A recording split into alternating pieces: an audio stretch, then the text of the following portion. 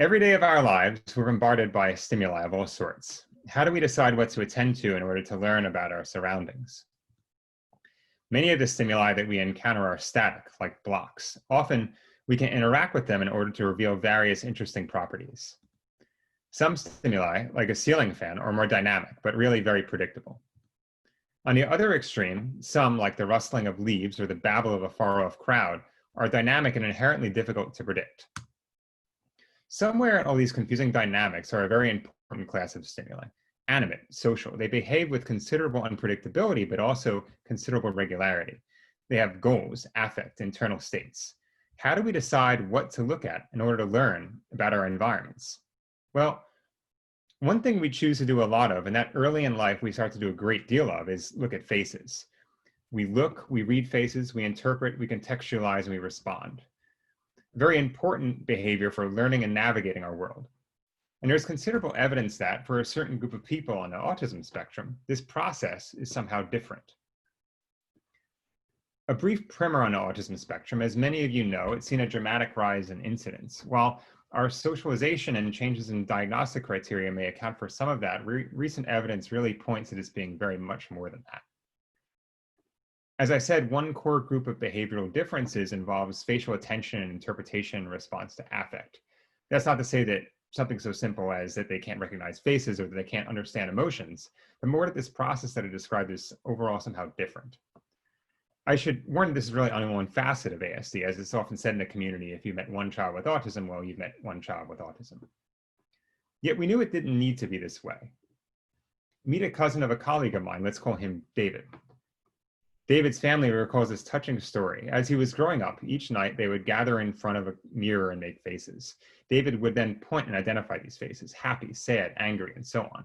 A touching story of how one family adapted. And so, armed with experiences like this in mind, we made the Autism Glass project. It uses Google Glass and is powered by artificial intelligence. Since a one-on-one demo is a bit of a toughie these days, let me just tell you what the prototype does. So you put on Google Glass and it's been stripped of all its usual software.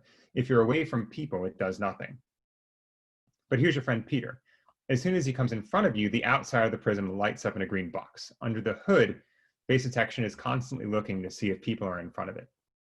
Then, since Peter is smiling, it tells you so. Using a face tracker and facial expression recognition, it automatically provides feedback. And our question here was really, could this home therapy delivery system teach affect navigation and more broadly provide a sort of scaffolding for socialization? A learning tool that builds skills, enabling in all sorts of ways, and then when you take it off for good, you have these skills. Now, recall that one of the ways we thought we might be helping is broadly to improve socialization, to provide some building blocks from which all sorts of learning occurs. And indeed, on a measure for this, we saw a significant effect. Yet, another way we thought we might be helping was directly on affect navigation. And specifically on this, we barely moved the needle. From a scientific perspective, results like this suggest that we have a good deal more work to do. How is this device helping, and how do we measure how it's helping in order to understand this and make better such devices? But we're studying these questions largely in the context of Dennis Wall's lab, where we started the product itself. But from another perspective, well, these are promising positive pilot results, which need to be strengthened in a larger scale trial. To do this, we've licensed the technology to a company that's working with the FDA to run a next stage trial. With these results in mind, let's zoom out here for a second. What have we done here? We've taken a human behavior, this attending to faces, interpreting, contextualizing, responding one that I described at the very beginning, and tried to, in a sense, mimic it in a wearable device, to take some engineered version of this piece of our cognition and design a tool that augments people's learning with a machine version of this piece, making a sort of learning tool for a child with autism. But as I said, while the results were promising, we have a lot of work to do, namely a couple of big questions. How do we better measure and understand how devices like these help? And how do we build better such devices? In particular, how do we build devices that adapt to their surroundings, to the individual needs of others, to personalize? The answer to me seems somewhat simple. We need to embrace a certain loop that in which a fine-grained understanding of this learning process early in life informs a more faithful artificial system. And in turn, this AI understanding gives us a more precise understanding of this early learning process itself. It's really a more general principle. We let human interactive learning tell us how to build better artificial intelligence. And it really goes both ways. By building machines that learn more like we do, help us to study and aid the process by which we learn socially.